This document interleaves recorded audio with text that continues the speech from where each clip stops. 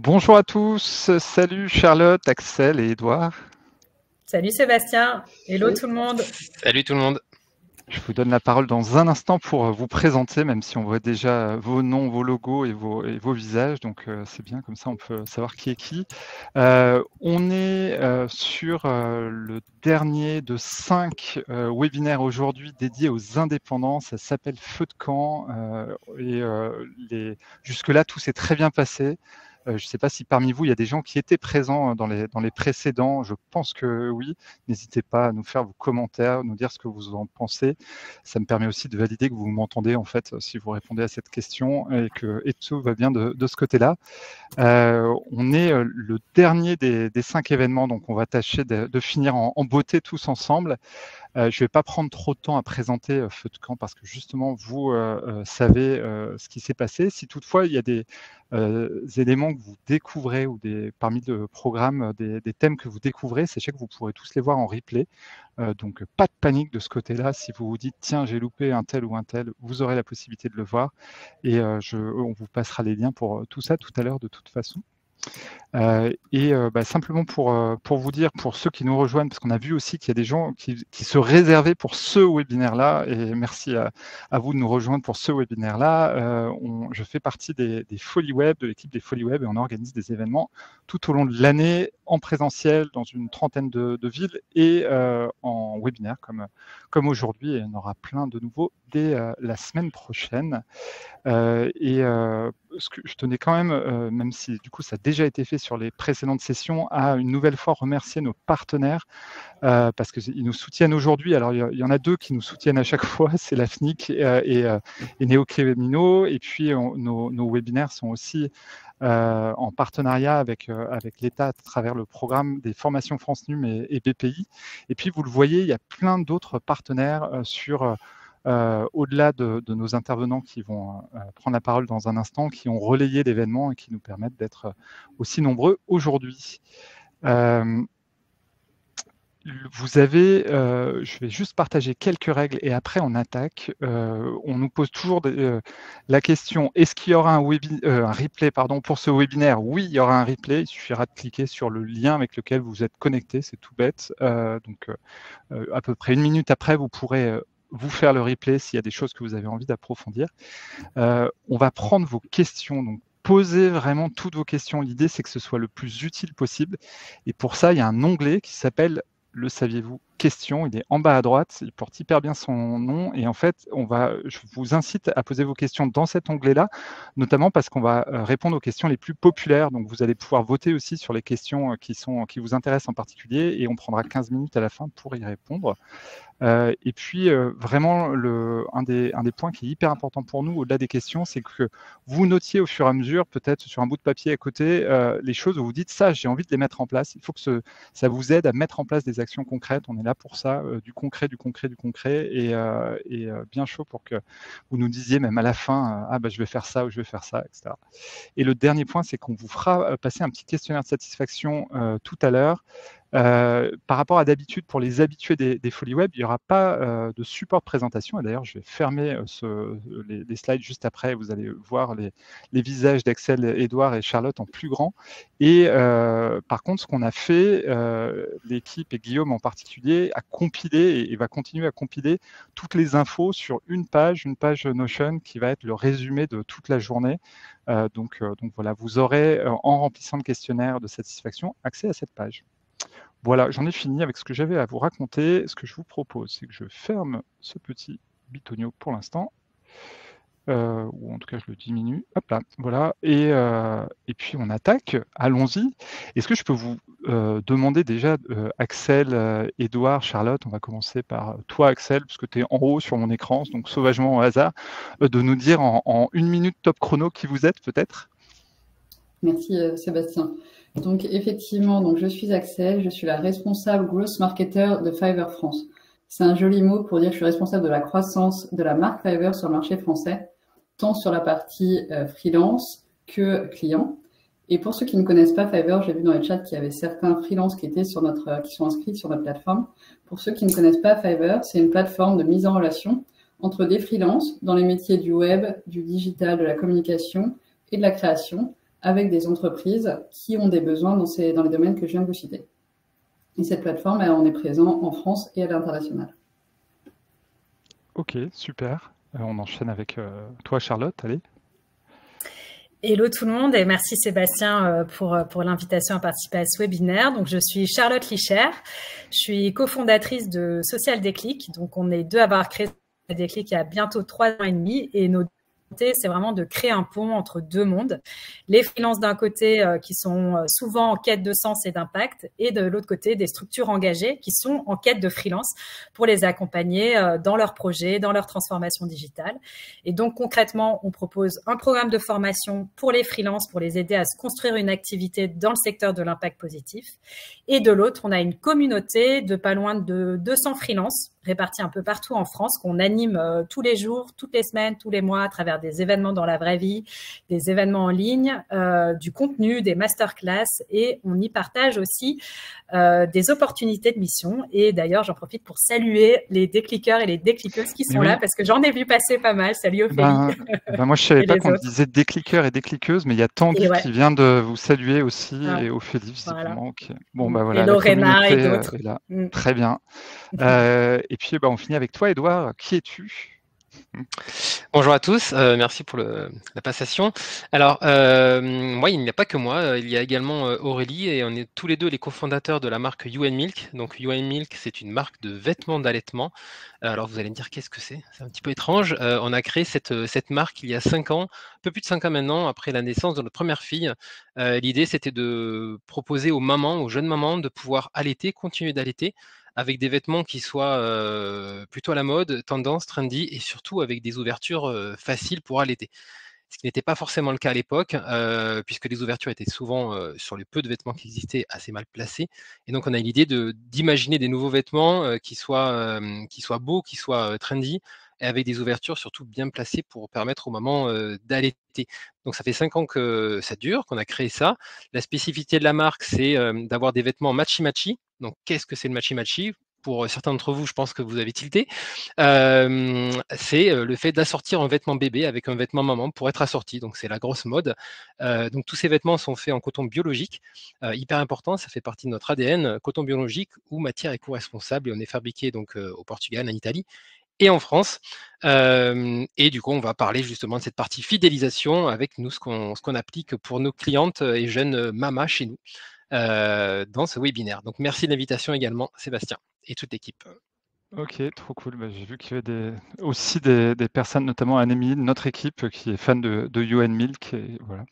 Bon, mais super. Et écoutez, je vous propose d'attaquer. Peut-être le sujet, c'est de se parler de fidélisation et de recommandation client pour booster son chiffre d'affaires et peut-être pour commencer de se poser la question de pourquoi c'est important. On ne va pas passer l'heure là-dessus, mais on tenait à revenir là-dessus quand même, de se dire mais quelle est l'importance de la fidélisation client quand on est indépendant en particulier, et pourquoi on doit mettre son énergie. On sait que c'est ça le sujet quand on est indépendant, de savoir où mettre son énergie. Pourquoi là-dessus Axel, peut-être si tu veux attaquer. Avec plaisir. Souvent, moi, j'aime bien dire que les clients fidèles, c'est vraiment le l'or noir pour votre business en tant qu'indépendant, pour plusieurs raisons. Pour tous les freelances qui nous écoutent, je pense que quand on est freelance, on est multicasquette et on va être amené à faire de la prospection, on va être amené à faire de la communication, communiquer sur soi, communiquer sur son activité, sur son business. On va être amené à faire de la production parce que c'est pour ça que votre client vous a missionné, faire du service après-vente, faire du conseil, parfois, par rapport à des questions que vos clients se poseront. Et puis, faire de la compta, ça c'est aussi un autre volant de notre activité. Donc, quand on a toutes ces activités, toutes ces tâches qui nous incombent, il y a un moment, il faut qu'on rationalise les choses et qu'il faut que votre temps, c'est capital. Et il va falloir savoir gérer votre temps pour que votre activité devienne rapidement rentable. Et donc, pour ça, la fidélisation, c'est clé. Parce que vous n'êtes pas sans savoir qu'un client qui est fidèle va être beaucoup moins cher à acquérir dans un premier temps, puisqu'il a déjà créé un rapport de confiance avec vous. Vous lui avez déjà démontré dans la mission précédente que vous avez pu délivrer à la hauteur de ses attentes. Et le cycle de vente aussi va être beaucoup plus court. Souvent, le cycle de vente, il va être entre 3 à 6 mois avant de convaincre un client qui ne vous connaît pas. Un client fidèle, vous connaissez ses besoins, vous connaissez sa manière de fonctionner, vous connaissez ses freins, donc le cycle de vente va être beaucoup plus court. Donc, le prix moyen aussi, le panier moyen, sur un premier client, il va tester, il va vous tester, il va prendre une petite mission, un audit dans un premier temps. Et puis, l'audit va bien se passer, il ira faire la stratégie SEO. D'abord, peut-être le SEO on-page, et puis après, la création de contenu. Mais il va monter progressivement le nombre de missions, mais au départ, il essaiera de prendre une mission pour voir comment vous travaillez ensemble. Donc, c'est vraiment clé pour moi de fidéliser vos clients pour gagner, réduire au maximum le cycle des ventes et augmenter le panier moyen. Ok, du coup, c'est l'or noir, on va retenir ça, l'or noir de l'activité d'indépendant. Charlotte, tu es d'accord avec ça? Complètement, je partage tout ce que dit Axel, les chiffres clés aussi qu'on peut entendre sur l'avantage de fidéliser plutôt que tout le temps aller chercher de l'énergie pour trouver d'autres clients. Et ce que je voulais ajouter par rapport à ce qui a été dit, c'est que nous, ce qu'on trouve intéressant, c'est aussi de transformer un client en véritable partenaire. Et pour aller au bout de ce propos-là, j'ai aussi une question pour les participants et les participantes. Qui a un syndrome de l'imposteur, pour celles et ceux qui sont déjà freelance, indépendants ou entrepreneurs? Oula, le chat risque de se casser là. Hello, le syndrome de l'imposteur. Et ouais, ça, c'est le classique pour tout bon freelance qui se respecte. On peut se soigner, carrément d'accord avec toi, Priscilla. Et justement, un bon moyen de se soigner, c'est de faire d'un client son vrai partenaire. Dans le sens où, quand on est freelance, on a peu de feedback parce qu'on n'a notamment pas de manager qui va nous faire le fameux entretien annuel qu'on a quand on est salarié. Donc, on est un petit peu en roue libre et on ne sait pas toujours ce qu'a pensé la personne de ce qu'on a fait, hormis le résultat de notre mission. Du coup, ce qui est intéressant, c'est d'aller demander du feedback. Et ça, on peut le faire pendant la mission et à la fin, demander vraiment un feedback approfondi pour justement à la fois entendre tout ce qui va booster notre petit ego, et ça fait toujours du bien parce qu'en général ça se passe relativement bien et je suis sûre que vous êtes super bon et super bonne dans ce que vous faites. Donc déjà ça permet de booster l'ego et de se dire ok, je suis au bon endroit et j'apporte vraiment de la valeur à mon client ou à ma cliente, donc ça fait plaisir. Et en plus, même s'il y a des zones où c'était pas nickel, c'est l'occasion de l'identifier et de s'améliorer. Donc vraiment, c'est hyper important de faire de son client son partenaire aussi parce que ça nous permet de grandir. Et quand on arrive à avoir ce niveau de transparence avec son client, ça permet d'augmenter encore le niveau de confiance avec son client et d'avoir un niveau de transparence avec lui et avec elle. Et souvent, lui-même va aussi demander du feedback sur sa capacité à travailler avec un freelance, comment améliorer l'organisation d'un projet, etc. Et là, on passe à un autre step avec son client. Et souvent, ça donne envie aussi de collaborer. C'est l'occasion aussi de glisser les autres compétences que vous avez, comme le disait Axel, pour proposer de nouvelles prestats. Et donc, c'est super intéressant. Et ce que je voulais vous partager par rapport à ça, c'est que demander du feedback, c'est un vrai art et c'est pas évident, mais vraiment, faut se faire un peu mal. Enfin, je vous invite à vous faire un peu mal pour le faire. Et pour ça, il y a des bonnes pratiques pour avoir un bon feedback, notamment nourries par ce qu'on appelle la communication non violente, que vous connaissez peut-être. Et si ça vous dit, je vais vous partager dans le chat un article justement sur l'art du feedback qu'on a fait dans notre blog pour vous aider justement à construire ces temps privilégiés pour obtenir un maximum d'informations sur la réalisation de votre mission. Donc, je vais vous le mettre dans le chat. Hyper intéressant. Merci à toutes les deux d'ores et déjà. Édouard, toi, du coup, tes clients, là où Axel et Charlotte parlaient à des gens qui ont des clients plutôt qui sont des professionnels, toi, tes clients, c'est des particuliers, comme tu disais, souvent des mamans, du coup. Est-ce que c'est important aussi la fidélisation et la reco pour toi, pour You & Milk?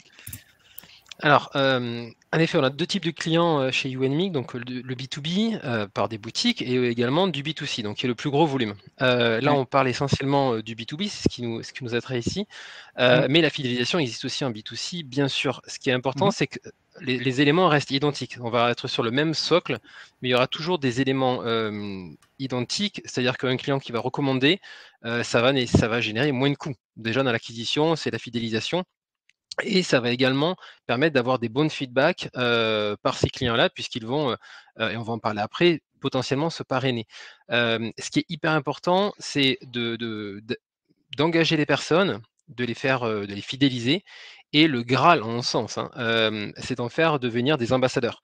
L'ambassadeur, du coup, c'est comme un directeur commercial, j'ai envie de dire, que tu ne vas pas forcément payer, et qui va même peut-être mieux parler de la marque que toi. Et ça, c'est essentiel parce qu'il va avoir il va pouvoir s'approprier l'identité de la marque et surtout avec ses besoins propres.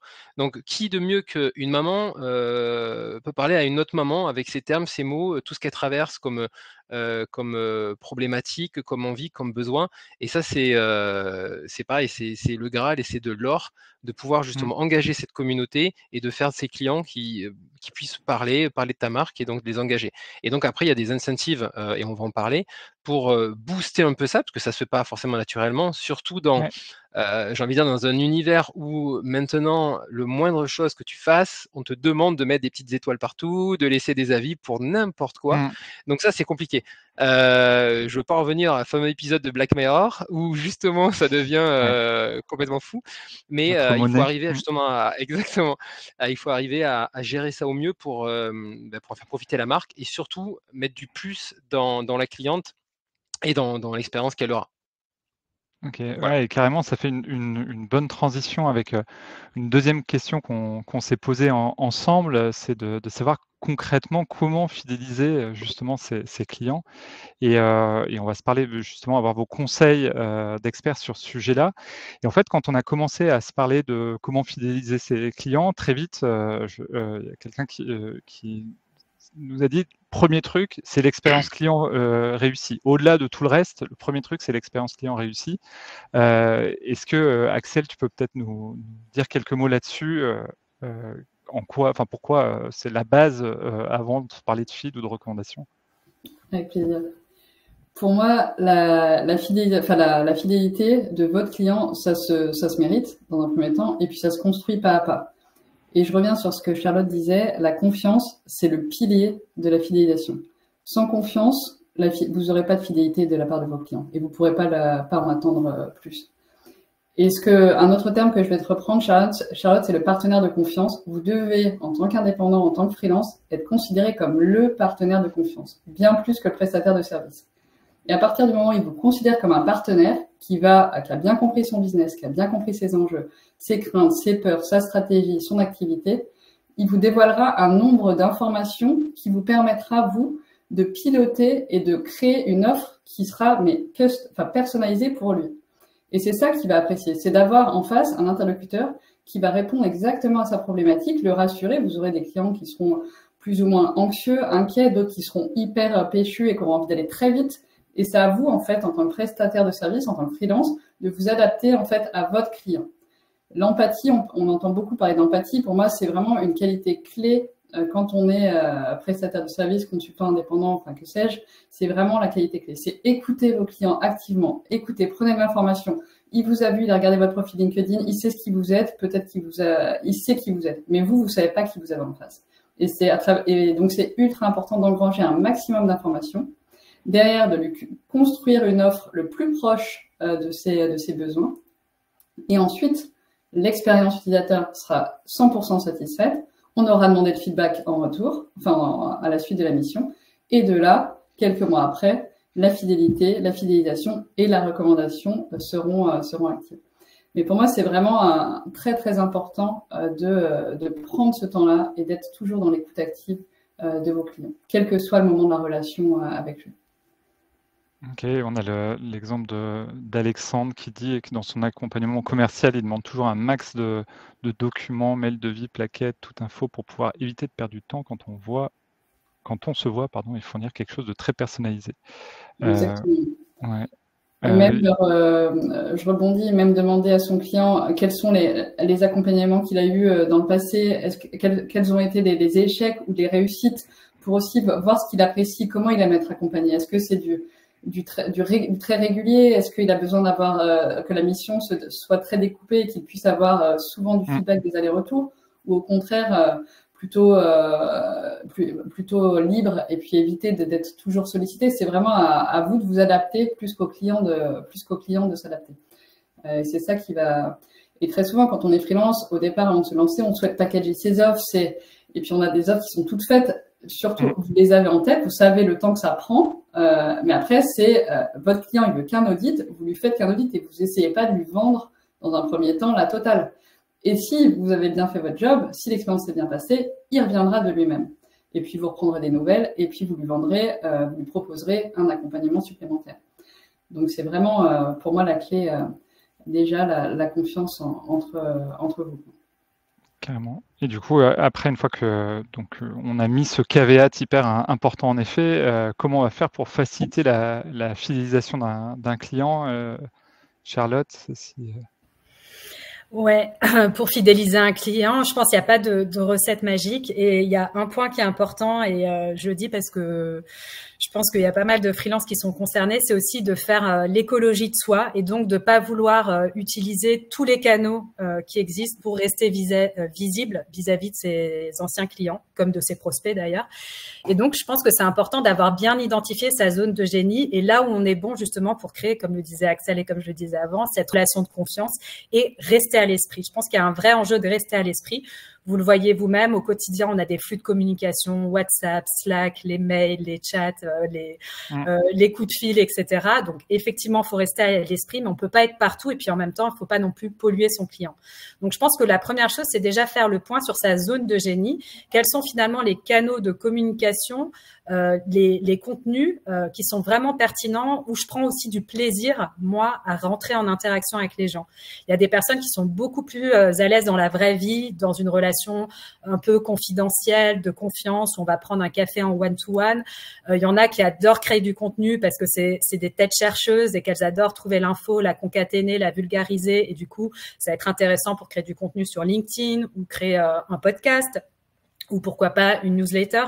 Mais ce que je veux dire surtout, c'est qu'il faut pas vouloir tout faire parce qu'à ce moment-là, on se crame et c'est pas bon parce que vous avez quand même un peu de prospection à faire. Vous avez votre admin, vous avez vos missions, vous avez votre formation parce qu'il faut continuer à se former pour rester toujours à la page dans sa vie de freelance. Donc, c'est bien de déterminer des canaux qui vous conviennent et aussi de les adapter aux personnes que vous avez en face. Il y a des gens qui ont vraiment besoin de cette relation de confiance, qui ont besoin de pouvoir se confier, échanger dans un cadre, comme je le disais, confidentiel. Donc, il faut aussi être à l'écoute, comme le disait Axel, faire preuve d'écoute et d'empathie pour comprendre aussi son interlocuteur, quelle est sa façon de fonctionner et s'adapter.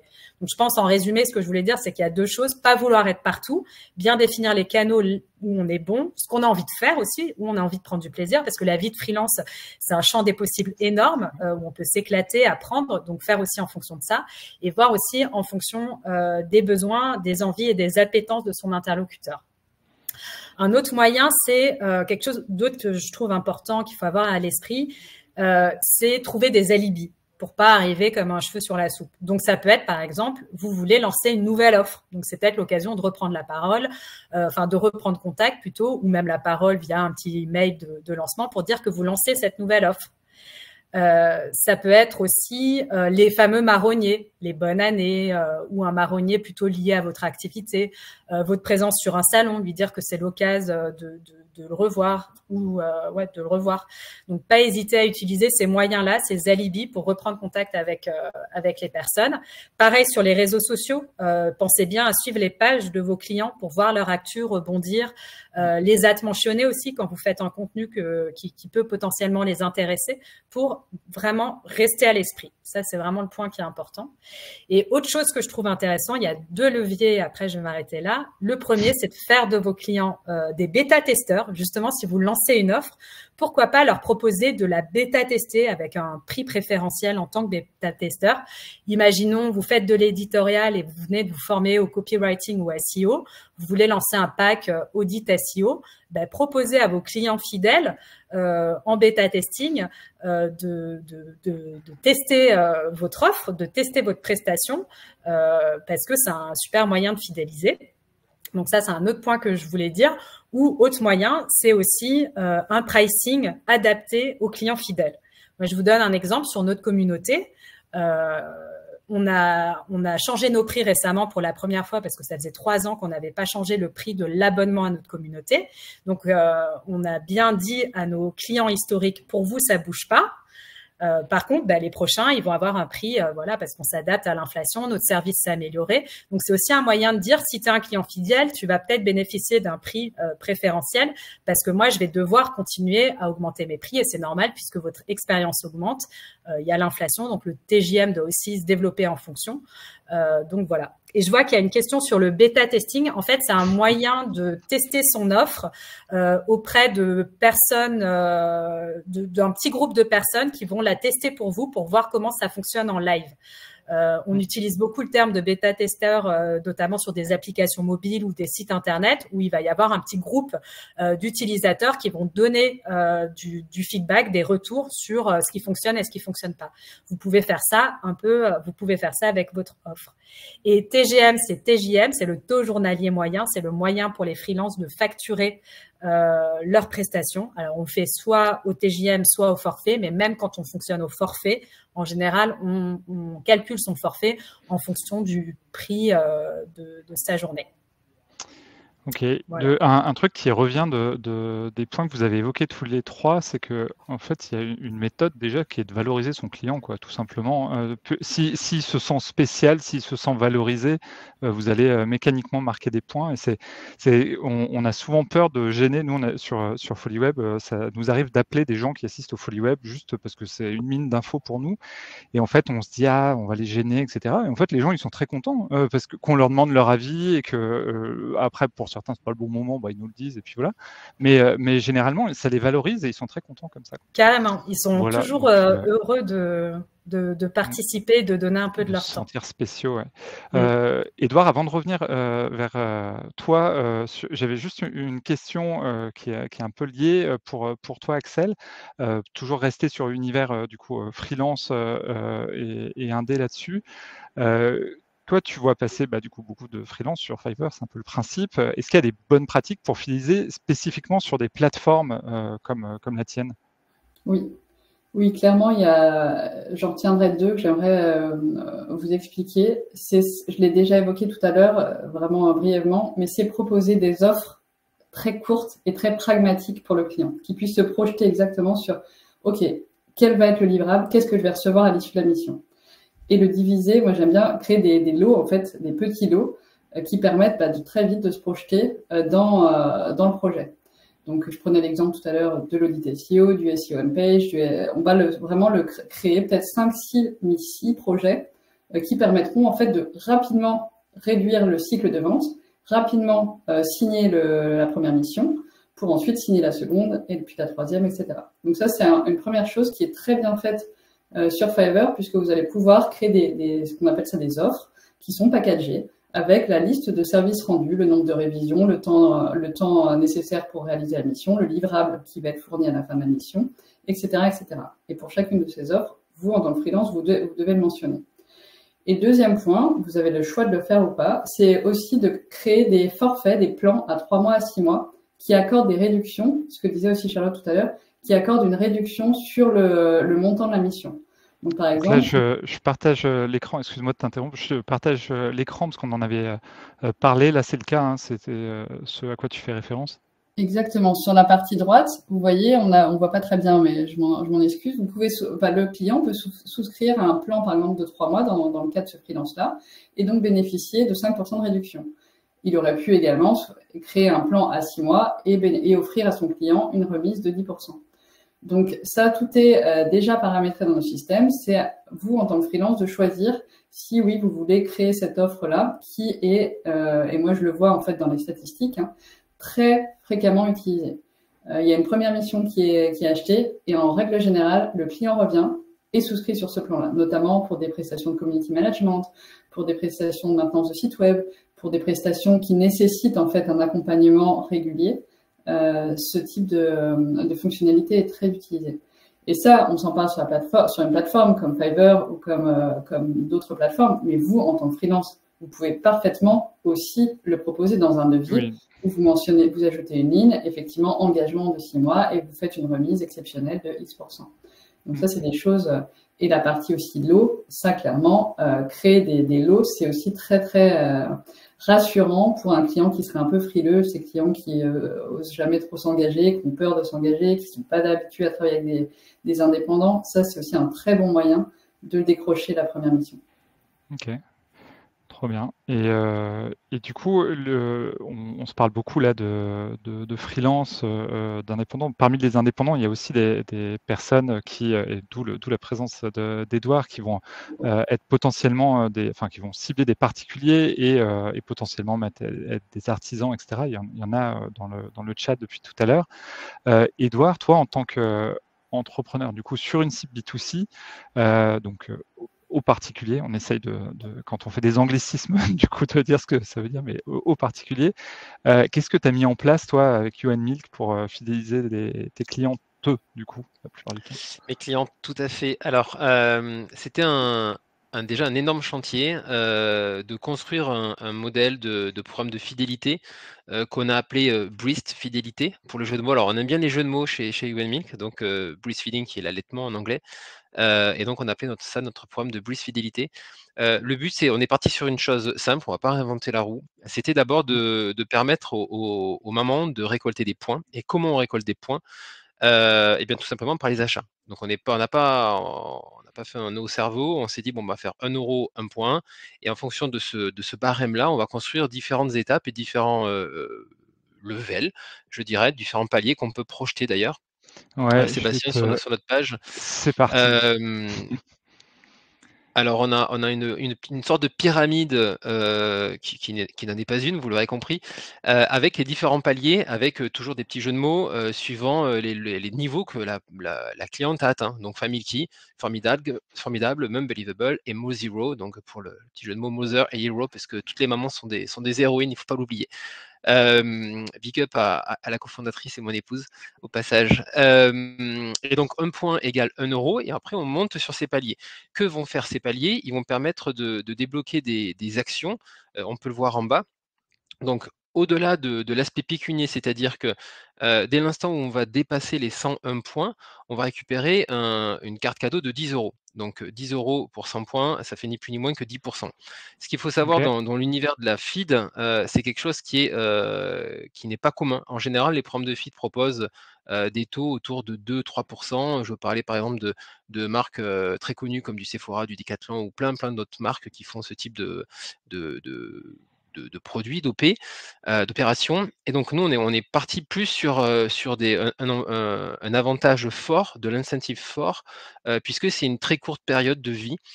Donc on va acheter des vêtements d'allaitement, on ne va pas l'acheter pendant des années et des années, je pense pas, sauf si on cumule les bébés. Et qu'on arrive au tout début. Donc l'idée, c'était d'avoir et d'incentiver très fortement les mamans pour qu'elles puissent avoir des cadeaux et pouvoir s'acheter et se faire plaisir. Donc au-delà de cet aspect pécunier, comme on le voit sur la pyramide, on voit sur le tableau du dessous et encore en dessous, ce que ça nous permet de faire. Donc plus on va monter dans les paliers, plus on va pouvoir assister à des événements, faire des collaborations, c'est-à-dire réfléchir ensemble à créer des nouveaux vêtements, avoir des incentives sur ça, en fait, sur les clients. Donc des co-créations pour des vêtements, que ce soit pour les bébés ou pour les mamans. Et donc ça, c'est hyper important. On se regroupe dans des lieux et on échange sur les nouvelles collections qui vont sortir, quels sont les tissus, les matières, les formes qui leur plaisent et comment on peut imaginer ce produit ensemble. Et ça, c'est hyper valorisant, comme tu le disais tout à l'heure, puisque les mamans se sentent investies. Ce qu'il faut dire aussi, s'il y a des mamans qui nous écoutent, c'est souvent une période qui est assez compliquée, à part les hormones, puisqu'on est dans une période où on est très souvent seul chez soi. On n'a plus les collègues de boulot, où on voit moins ses amis. Et donc forcément, ça joue dans un bon mood justement pour prendre des actions et s'aider les uns les autres. Donc ça, c'est hyper important. Et donc pour construire ce programme de feed, donc on est parti sur un scénario très simple, donc 1 euro égale 1 point. Et ensuite, ces points, il y a plusieurs façons de les gagner. Soit en achetant, donc très simple, comme tout le monde, soit avec des choses classiques, par exemple un anniversaire. Donc un anniversaire égale 100 points chez nous. Donc l'anniversaire se passe, on récupère 100 points. Et ensuite, on arrive sur le parrainage. Et ça, c'est hyper important et ça fait le lien avec ce qu'on disait tout à l'heure, le referral pour parler anglais. Le parrainage, c'est hyper important, c'est qu'on va parrainer une personne Nous, on va récupérer 100 points et le filleul, donc la personne parrainée, potentiellement une future maman, va récupérer directement 7 €. 7 € pour se faire plaisir et donc le parrain va récupérer 100 €. Il n'y a pas de limite à ça et ça, c'est hyper important. Il y a d'autres aussi systèmes de gains de points, comme par exemple laisser des avis. Laisser des avis, c'est hyper important, on en a parlé tout à l'heure aussi. Ça permet, Mmh. de faire vivre son site, d'amener du crédit à ses produits, à son site, et également de faire, participer les mamans à donner leur avis, qu'est-ce qui est bien, pas bien, qu'est-ce qui est pratique, pas pratique, et cetera, et cetera. Et également du coup de grossir leur cagnotte, pour pouvoir s'offrir après des vêtements, chez You and Me.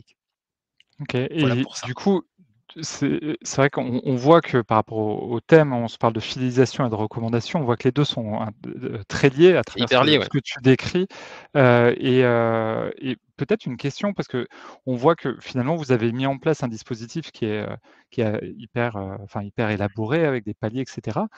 Tu utilises des outils pour ça du coup? Pour t'aider, Alors oui, là-dessus? Comment tu gères? J'imagine que c'est pas un simple Excel, alors on peut le gérer, je pense, avec un Excel, surtout si on rebascule sur la partie B2B, ça Ouais. peut se faire. En effet, si on a des B2B, on a potentiellement moins de clients, mais des plus gros comptes, donc ça peut se Mmh. gérer. C'est un peu Ouais. compliqué. Dès qu'on commence à faire du client, du B2C, je pense qu'il faut un outil. L'outil qu'on utilise, il va s'appeler Smile, Smile, je vais le mettre dans le chat ou si tu l'as, je ne sais C'est plus. bon, ouais. Mmh. Je vais le rajouter. Mmh. Donc Smile, c'est un outil de fidélisation, et de parrainage qui se plug directement, au site web. Alors, on avait Mmh. choisi ça au début, puisqu'on était sur la plateforme, Wix et on a migré il y a plus d'1 an maintenant. Et donc l'idée, c'est qu'on a, souscrit à cette offre, c'était d'avoir une solution, sur laquelle on puisse capitaliser. C'est-à-dire que si on se jette corps et âme dans une solution et qui, n'existe pas sur la nouvelle plateforme sur laquelle nous allons aller, Shopify en l'occurrence, bah, il faut recommencer à zéro. Donc nous, on avait capitalisé sur cette plateforme, donc Smile, qui est aussi bien sur du Wix, du Shopify, peut-être même sur du PrestaShop ou d'autres CMS. Donc ça, OK c'est le premier outil. Smile, ça te permet de faire quoi concrètement, du Alors, coup? ça se branche à ton site web, Mmh. et ensuite ça permet de récupérer toute ta base de clients et ça va leur attribuer des points automatiquement D'accord, c'est et ça. d'envoyer des emails automatiques, dès qu'ils ont gagné des points. Une personne va acheter, 100 € sur notre site, il va recevoir les mails transactionnels habituels d'un site e-commerce et va recevoir également un mail de la plateforme Smile qui lui dit, «Bravo pour votre nouvelle commande, vous avez gagné 100 points». 100 points, bonus fidélité chez You and Me. Et donc à quoi vous donnent OK. ces 100 points, et cetera, et cetera. Et donc là, ensuite, ça déroule, toute une série d'emails où on va expliquer quel est notre programme de fidélité, comment on s'en sert, et cetera, et comment on booste ces points. Ça, c'est le OK. premier outil qui s'appelle Smile. Le deuxième, qui peut aussi être plutôt connu, qui est un site, d'avis qui s'appelle, Judge Me. Qui est très utilisé dans le e-commerce, que ça soit sur des marchés de niche comme nous, comme des produits, de grande conso, donc Judge Me, exactement. Et donc lui, la spécificité, c'est qu'il est, également branché donc à Shopify évidemment, mais il est également branché à Smile.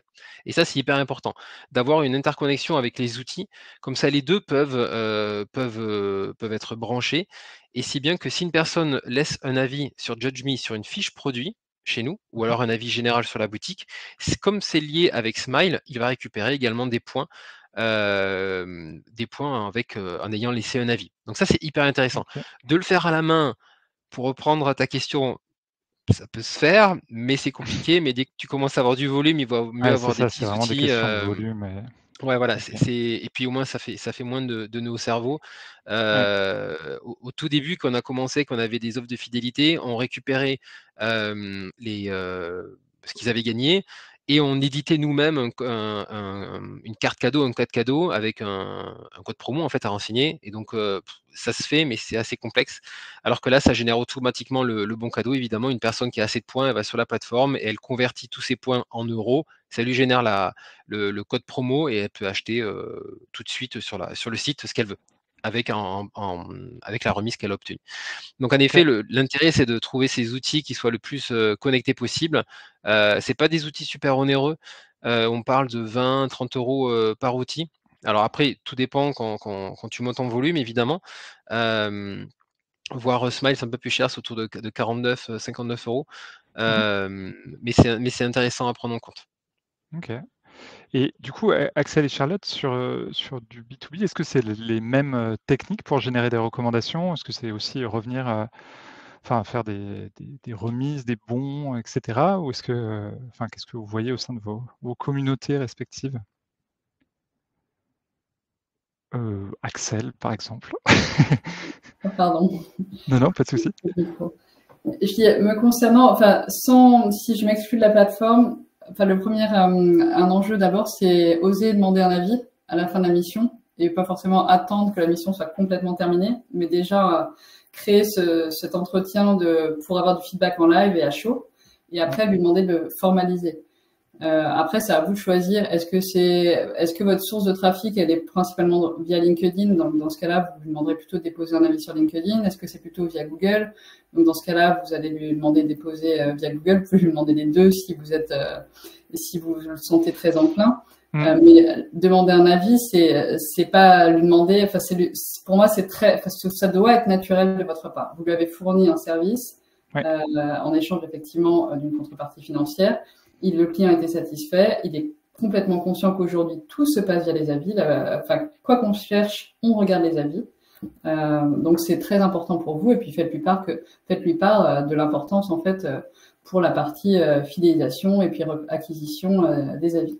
Donc ça, pour moi, c'est vraiment clé. Et puis après, demandez-lui la possibilité d'utiliser ces avis-là.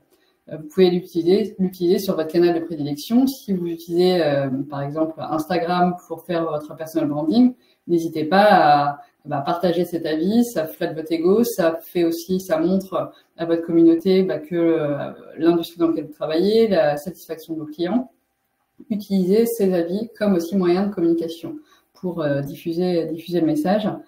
Et puis sur Fiverr principalement, après chaque mission, on demande un avis qui est sur principalement 3 items, sur la qualité du livrable, la qualité de la communication et le délai respecté. Donc, c'est un système d'étoiles, donc entre 1 et 5 étoiles. On demande également un champ, un texte ouvert, enfin un texte à trous, je ne sais plus comment ça s'appelle, mais donc on peut écrire effectivement des verbatims et du qualitatif et être plus loquace sur le rendu de la prestation.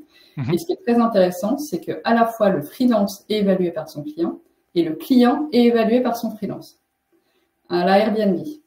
Donc les deux avis sont croisés. Donc ça, c'est ultra puissant parce que derrière, c'est la puissance de l'algorithme. L'algorithme, en fait, va faire matcher des profils dont les avis fonctionnent bien ensemble. Et donc les prochains profils sur notre prestation, si vous venez sur la plateforme, on vous poussera des profils similaires au profil avec qui vous avez travaillé, avec qui vous avez mis des avis très positifs. Donc ça, c'est important. Et en tant que freelance, évidemment, sans secret, plus vos avis sont positifs, plus on va pousser aussi le profil du freelance. Et si l'avis est très fortement poussé, donc après la prestation, si l'avis n'est pas correctement rempli ou pas validé, on repousse à J+1 une demande d'avis. Et il y a une relance qui est faite et on a des taux de complétion qui sont très très importants sur les missions. Donc ça c'est clé aujourd'hui dans le fonctionnement. Enfin pour moi hors et dans une plateforme. Ok. Charlotte, de ton côté, des choses à ajouter peut-être? Ouais, en rebond à ce que dit Axel, nous ce qu'on utilise pour obtenir des avis à la fois des freelances qui font notre programme de formation ou quand on fait des mises en relation entre les freelances de notre communauté et des structures engagées. On utilise un questionnaire, un formulaire tout simple. On utilise Airtable. Je peux vous mettre le lien. Et ce que je voulais dire par rapport à ce que disait Axel, donc ce qui est bien, c'est effectivement d'avoir des étoiles, comme ça permet de mettre des notes. Et pourquoi pas de mettre aussi des pourcentages dans des communications, genre 95%. De mes clients sont satisfaits ou vous savez le fameux ranking qu'on appelle le Net Promoter Score.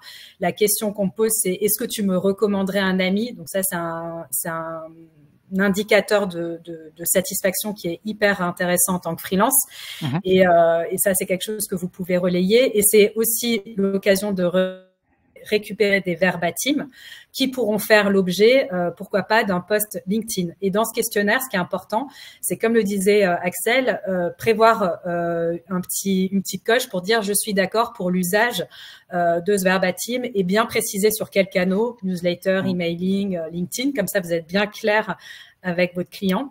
Et vous pouvez aussi lui offrir la possibilité d'anonymiser. C'est-à-dire de mettre juste son prénom, par exemple, sans mettre l'entreprise et son nom de famille, parce que parfois les gens sont pas à l'aise parce que c'est par exemple on va dire une prestation très stratégique et qu'ils n'ont pas forcément envie que ça se sache. Donc il y a aussi possibilité d'anonymiser ces verbatim et ces témoignages verbatim, c'est des petites phrases un peu clés pour exprimer dans ce cas de figure une satisfaction. Donc c'est une citation exactement.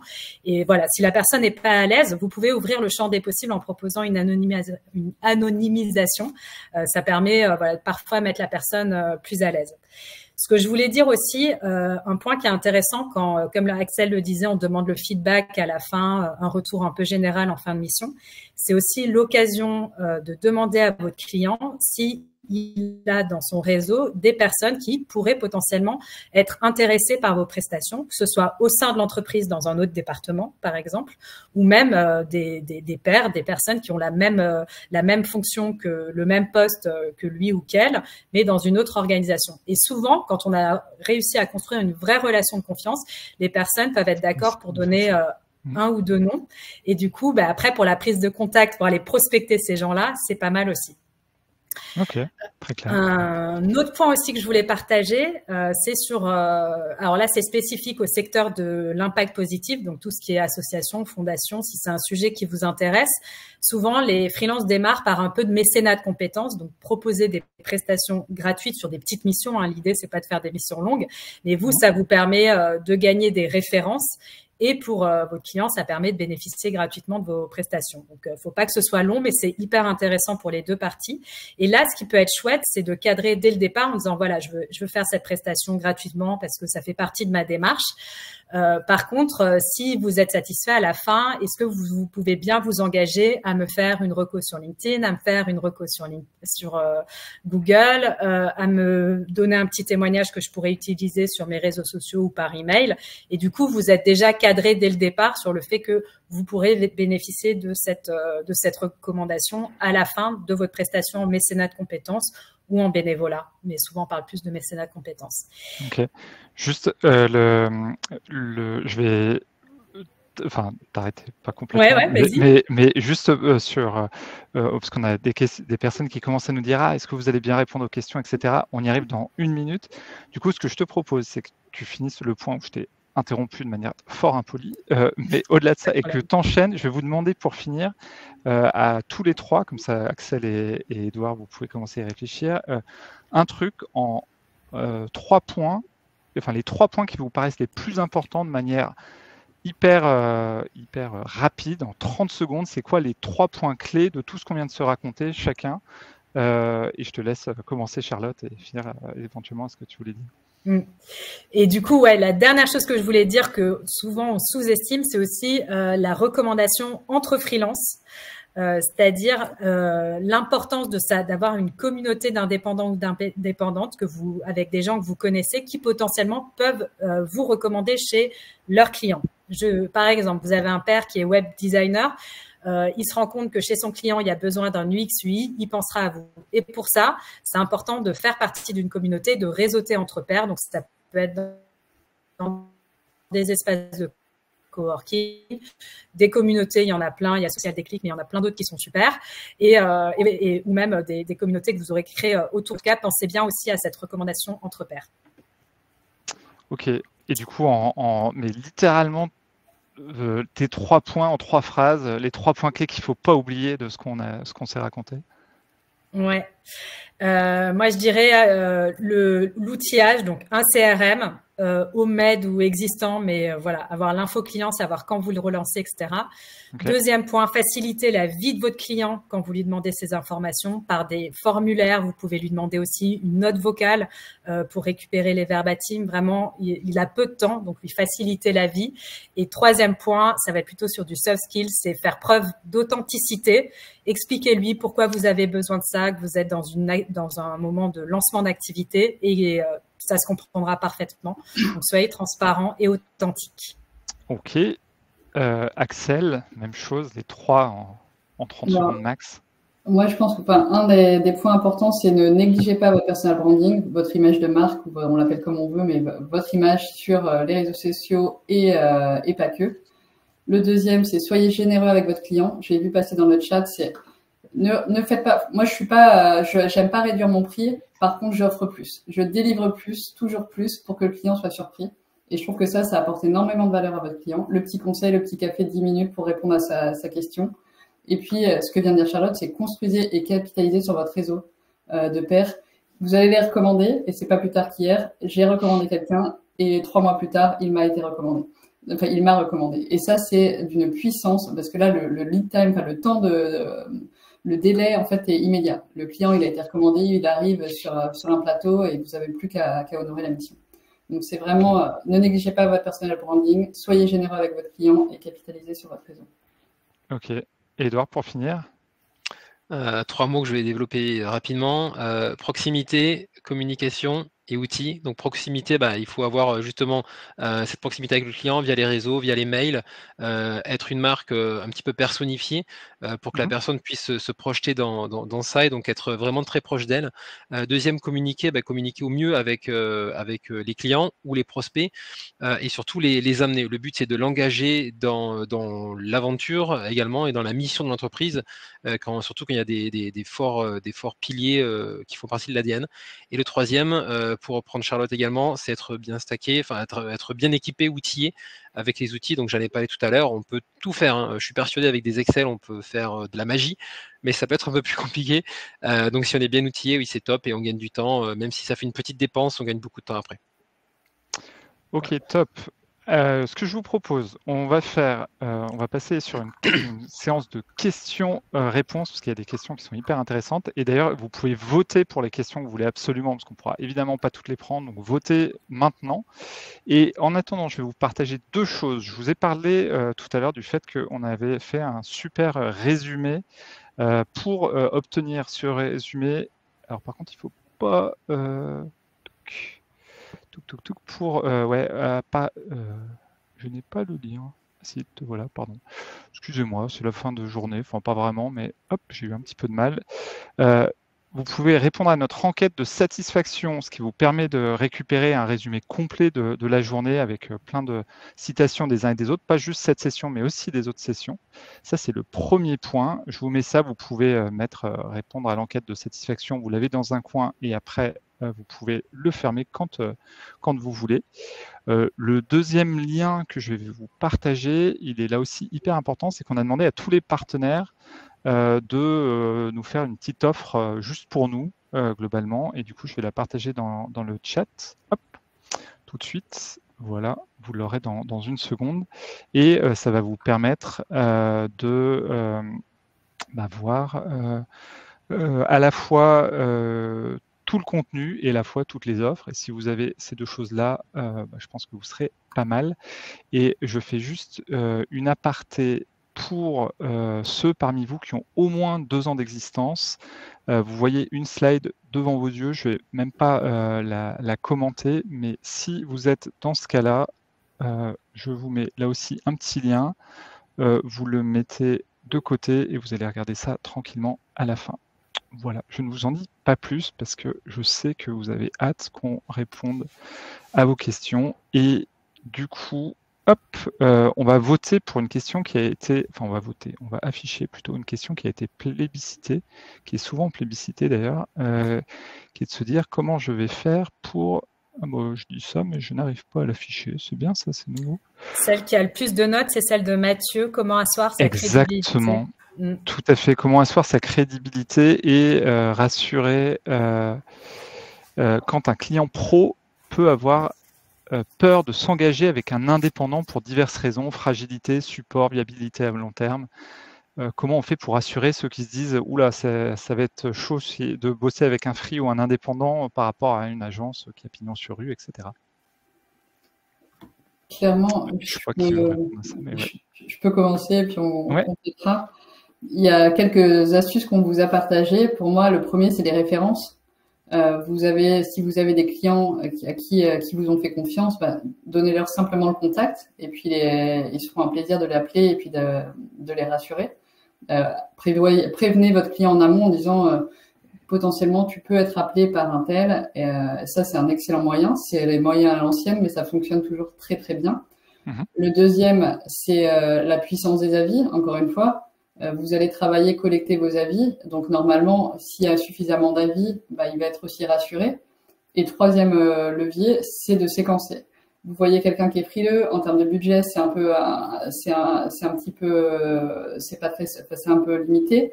Séquencez. Faites-lui une prestation beaucoup plus courte, moins engageante, et puis vous délivrez. On montre les premiers résultats, on fait une analyse, on prend du feedback. Et puis, et là, il sera beaucoup plus rassuré que s'engager sur 6 mois sur une prestation dans laquelle il a du mal à se projeter. Très clair. Peut-être on passe à une seconde question. La deuxième plus votée, ça y est, j'ai retrouvé la possibilité de l'afficher. Au niveau légal ou RGPD, comment s'y prendre pour réutiliser les avis qui ne sont pas laissés sur notre site? Faut-il avoir un écrit montrant un accord? Je ne sais pas s'il y a des spécialistes RGPD parmi vous. Je crois qu'Edouard a répondu, mais c'est ce que je disais aussi, que c'est intéressant d'avoir un formulaire où vous prévoyez une coche pour dire j'autorise l'usage de mon retour sur tel et tel canal, voire potentiellement les lister. Et il y a le sujet aussi de proposer l'anonymisation qui peut éviter du coup, qui peut contourner des freins de certaines personnes. Complètement. Je crois, n'hésitez pas dans le chat si vous avez des liens là-dessus. J'ai cru voir tout à l'heure que quelqu'un avait l'air de connaître le sujet, donc n'hésitez pas à partager les liens le cas échéant. Oui, il y a Rachel qui dit c'est possible de préciser ça dans la politique de confidentialité. Et en effet, quand ils ont accepté la politique de confidentialité, qu'ils ont tous lu par cœur, j'imagine, et appris par cœur par ailleurs, mais au moins comme ça, vous êtes protégés. Le cas échéant. Ok, super.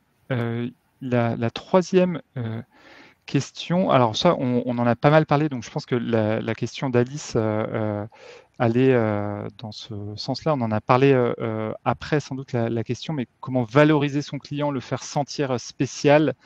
Si j'essaye de résumer, il y avait beaucoup de choses autour de lui proposer des tests avant tout le monde, des remises aussi, de lui proposer de donner son avis. Qu'est-ce que j'oublie? De parrainer et d'être récompensé pour ça. L'inviter à des événements. L'inviter à des événements. Ça rejoint, ouais. Et on est déjà pas mal avec tout ça, je pense. De prendre de ses nouvelles, utiliser l'alibi. Exact, qui était un des points de Charlotte. Et puis prendre un moment dédié avec lui pour savoir comment se passe son business sans avoir rien à lui vendre. Et juste s'intéresser à son business, son activité. Lui proposer de témoigner auprès d'un autre client ou d'un prospect en tant que sachant, ça aussi, ça marche très bien. Ouais. Carrément. On vient au fondement des relations humaines. Ouais, c'est un peu ça. Ouais. Hop. Et je voyais, je sais plus dans le chat tout à l'heure, il y a plein d'outils qui existent et puis on envoie du Calendly, prends rendez-vous dans mon agenda, on essaie d'automatiser plein de choses. Mais en fait, parfois, on coupe complètement la relation et la personne en face, elle n'est pas à l'aise avec ces outils et c'est pas ce qu'elle souhaite, quoi. Donc, pour moi, ça a double tranchant. Ça dépend, en fait, le volume que vous drainez. Mais quand on est freelance indépendant, on n'est pas sollicité, on n'a pas 50 000 sollicitations par jour, quoi. Donc, on peut prendre le temps, notamment au début, de les prendre une par une, de personnaliser sa réponse et d'y apporter vraiment de l'humain. Et je pense que moi, ces outils de prise de rendez-vous direct, mets-moi ton brief et je répondrai avec une offre, je trouve que parfois, ça enlève le côté humain à la relation. Et donc, c'est peut-être des choses à prendre en compte aussi en fonction de ce qu'on a en face. Ouais. Carrément, nous, ce qu'on conseille, on a un thème, d'ailleurs, c'est peut-être un des conseils qui a été mentionné plus tôt par mes collègues, mais on a un thème autour de ces sujets à se faire gagner du temps, etc. Et c'est de se dire, en fait, finalement, oui, ça permet de se faire gagner du temps, des outils type Calendly ou des modèles de mail, etc.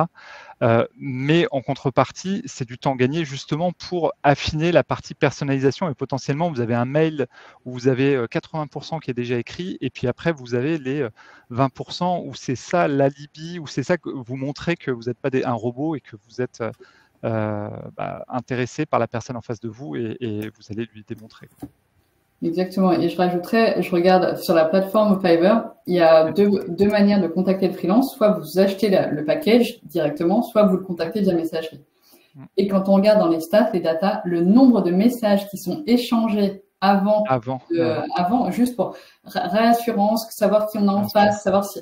Et il n'y a jamais de prestations qui sont achetées directement. Il y a toujours cette phase de prise de contact, de découverte, voire même parfois de visio qui sont proposées pour rassurer le client. Donc même sur des plateformes 100% digitales, il y a ce besoin de relation, de confiance qui est évident.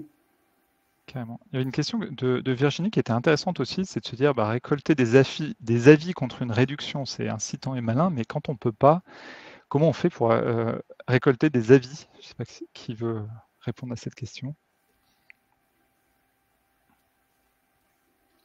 Des avis, je prends le point. Des avis, on en a parlé tout à l'heure, on peut soit inciter à avoir une contrepartie, donc soit des cadeaux, soit des crédits, mais aussi pour gagner en fait. Pourquoi laisser un avis en général, et surtout en France, on va toujours laisser un avis quand on n'est pas content. Quand on est content, en général, on ne laisse pas forcément un avis. Et du coup, faut inciter ces personnes qui sont satisfaites à laisser un avis. Et puisqu'elles ne l'auraient pas fait, donc quoi de mieux que de les incentiver en proposant soit des crédits, soit d'autres choses, et grimper dans le programme de fidélité que la marque aura construite. Mais à part ça, je ne vois pas. Il y a, un truc en tout cas qu'on fait sur les folies web, il y a un truc qui est tout bête, mais c'est de leur demander en fait. Parce que c'est encore la meilleure façon qu'ils le fassent. Nous, on avait, j'avais fait des tests dans une vie professionnelle par le passé, qui était de se dire, si vous ne demandez pas l'avis à des clients, vous allez avoir moins d'avis que si vous leur demandez. Parce que là, tout va bien. Si vous le dites à l'oral et que vous l'écrivez en plus, figurez-vous que ça va mieux marcher que si vous faites l'un ou l'autre. C'est tout bête, et tout ça pour vous dire que la meilleure façon, et c'est vrai en particulier si vous avez un lieu physique, on oublie souvent ça, mais de se dire, si vous demandez aux gens de vous laisser un avis, il y a de bonnes chances qu'ils le fassent en fait. Et c'est tout bête, hein, mais même sans incentive, c'est une première étape en tout cas pour si vous n'avez pas la possibilité de le faire. Ouais, en revanche, je rebondis là-dessus, il faut être il faut être hyper facilitateur, je pense, parce que il y a pas mal de plateformes d'avis où il faut d'abord se loguer, créer un compte, etc. etc. Donc en fait, il faut être hyper facilitateur. Déjà, on demande un effort au client. Si en plus on lui met des bâtons dans le roue, c'est compliqué. Donc il faut que la plateforme d'avis soit simple et facile à prendre en main. C'est vrai. À fond. Et on va prendre une dernière question, si ça vous va, qui est une question de Maïté qui disait, peut-on utiliser WhatsApp comme outil de service client en bloquant les appels? Je ne sais pas si l'un d'entre vous l'a utilisé lui-même ou autre. Je ne sais pas répondre. Je ne comprends pas en bloquant les appels, le point, mais... Uniquement utiliser WhatsApp comme canal de communication texte, mais moi je fais juste peut-être un lien. J'ai acheté un long tail Gaïa, pour pas citer la marque, dont je suis très contente, et qui ont un service client qui est uniquement sur WhatsApp. Donc là, pas plus tard qu'hier, j'avais un souci sur mon vélo, je leur ai écrit, et donc je peux pas les appeler effectivement, mais je peux juste leur écrire un petit texte et ils me répondent via WhatsApp, et c'est ultra efficace. Donc si ça existe, effectivement, ils ont bloqué les appels. Et je suis en contact directement avec la personne responsable du service client. Donc ça doit être un modèle, un forfait à prendre, mais ça existe. Mais je ne saurais pas vous dire combien ça coûte et comment le mettre en place. Et après, juste, je rebondis sur WhatsApp, pas en tant que service client, mais moi, on m'a déjà demandé un témoignage pour faire un article sur notre collaboration. Et pour me faire gagner du temps, on m'a proposé de le faire sur WhatsApp en note vocale. Et j'ai trouvé ça assez malin, surtout que maintenant, il y a des outils d'IA qui permettent de faire la retranscription. Et moi, j'ai pu le faire en marchant vers mon espace de coworking. Ça m'a pris 3 minutes. Et la personne en face a pu faire un petit article complet comme il le souhaitait. Donc, ça peut être pas mal, les notes vocales. Carrément. Eh bien, c'est une bonne idée pour finir et pour se faire gagner du temps. Pour finir, pour de vrai, je vais vous demander un dernier exercice. On n'arrête pas de vous demander de cliquer sur des choses, etc. Mais c'est d'aller dans l'onglet sondage et de nous mettre une note sur 10 pour nous dire ce que vous avez pensé de ce webinaire. Vous avez dû le faire potentiellement sur les autres.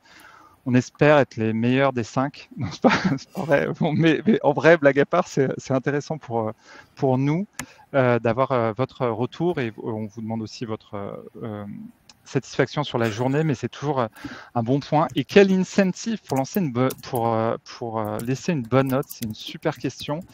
Eh bien, pour celle-là, pas grand-chose, juste le plaisir de nous faire un feedback, parce que si vous avez apprécié ce qu'on a fait, sur celui-là, on n'a pas d'incentive particulier. Par contre, je l'ai dit tout à l'heure, sur le questionnaire de satisfaction, ça vous permet d'avoir plein de choses.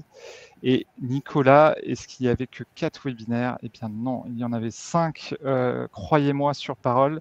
Et si vous en avez loupé un, eh bien, voyez-le parce qu'il était passionnant, j'en suis sûr. Je ne sais pas lequel c'est, mais voilà.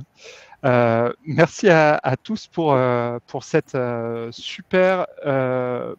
super webinaire et merci en particulier à Axel, Charlotte et Edouard et merci à tous et toutes ceux qui étaient là pour d'autres webinaires aussi pour cette super journée. Nous, on a passé une super journée. On a enchaîné avec Guillaume, Anne-Émilie, Alexandre depuis tout à l'heure.